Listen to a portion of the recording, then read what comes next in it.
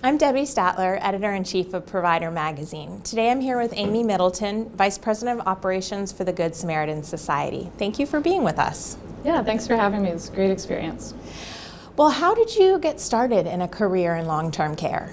You know, my career into long-term care really started with a personal experience that I had with my father-in-law seeking care. But I would say over time that why that I stay in the industry has really changed. I've had the opportunity to provide care for a couple of really amazing residents. I often tell stories about Mabel and Tom because they're some of my residents that had a most impactful experience for me. I also think my why is those team members. You know, over my career, I've had an opportunity to really walk alongside a lot of really neat individuals that are here and serving for really the right reasons.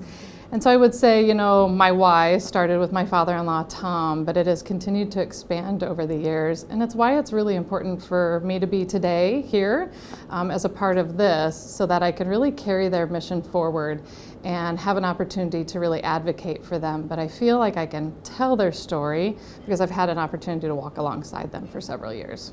Those personal connections are so critical, and I find that that's such a big part of this industry and the folks that are in it. It truly is. What are some of the challenges for skilled nursing providers today? And also, on the flip side, what are some of the opportunities? I would be remiss if I didn't talk about workforce challenges because they're very real in our industry, and I just don't think that they could be understated. It is a time, you know, over my career, I think I would always have told you that we've always had staffing challenges, but today those challenges are like I've never seen before over the years. If I look at the Good Samaritan Society in particular over the locations that we serve, today we have over 2,000 openings, and that really hasn't changed since the beginning of the pandemic. We've not been able to move that needle and hire the caregivers that we need. And unfortunately, that creates some problems for us, and we have to make some really difficult decisions. So we've had to look at how many admissions do we take from the hospital? How many seniors can we continue to provide care for? Unfortunately, it's a very last resort for us, but it's also caused us to look at closing a building and taking that into consideration, and it's causing some access to care issues. So we, as you talk about opportunity, we really have looked at that as well as how are we part of the solution and what does that look like? And we're part of an integrated health system that also has a very rural focused. And so for us, it's really important to think about where that access to care is for our seniors. They want to remain in their community that they've served as a teacher for the last 80 years of their life, and they want to spend the next 20 years of their life there. So part of our virtual care initiative is a very large initiative that we have as part of the integrated health system to look at how can we use technology to make sure that they receive the care where they want to and where they want to live out the rest of their lives. And so that's provide us an opportunity through technology to provide that care. A provider in a more metro setting can phone in or web in, if you will, to provide that care in Miller, South Dakota. So it's provided some opportunities for us as well.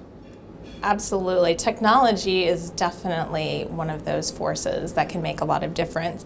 How can providers harness innovation to change processes across the board, from hiring and retention all the way to resident experience? What are you seeing now? Yeah, you really highlight both of those groups there. When I think of innovation, I think of it in two separate groups. I think of it, how can we use technology and innovate in ways to help our residents. And so I talked a little bit about that virtual care initiative, but also how do we use technology to make sure that they have seamless transitions? So again, part of our integrated health system, we have the ability, we've created what I'll call a digital bridge, if you will, that allows us to share medication information and their care information, share it across those service lines so a resident can transfer from the hospitals to a skilled nursing facility very seamlessly. Then I also think of innovation, and I'll talk about that digital bridge again here as well, for team members. How do I use technology in a way that helps me to do more with less, but also in a way that provides them the ability to do what they actually want to do to serve the mission and providing that care at the bedside. And so through this digital bridge, and since we've started, we've saved over 800 hours of team time that it would take to do those transitions. And so that has been really impactful for our frontline caregivers that want to do the bedside care. Absolutely, streamlining Yes. and doing things better. So you've served in a couple of faculty positions in healthcare education. How are we doing as an industry in terms of training and certifying workers that are new to long-term care?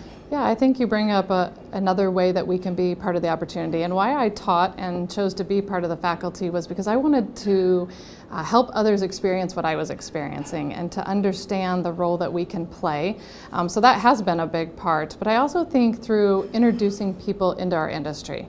So a couple years ago, we started a CNA program.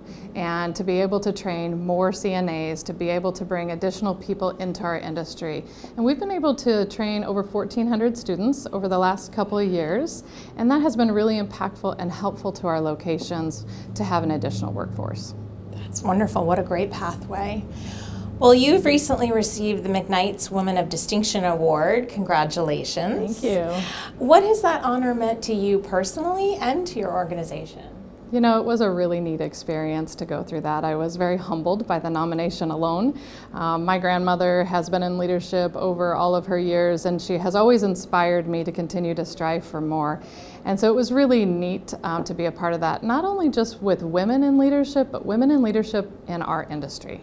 It was really neat to experience. We also had 2 administrators that won for Rising Stars. So for me, it was an opportunity to also lift up some leaders in our organization and be a part of that special recognition with them as well. That's wonderful. I'm sure it was well deserved for all 3 of you. Thank you for spending a few minutes with us today. Appreciate it. Yeah, thanks.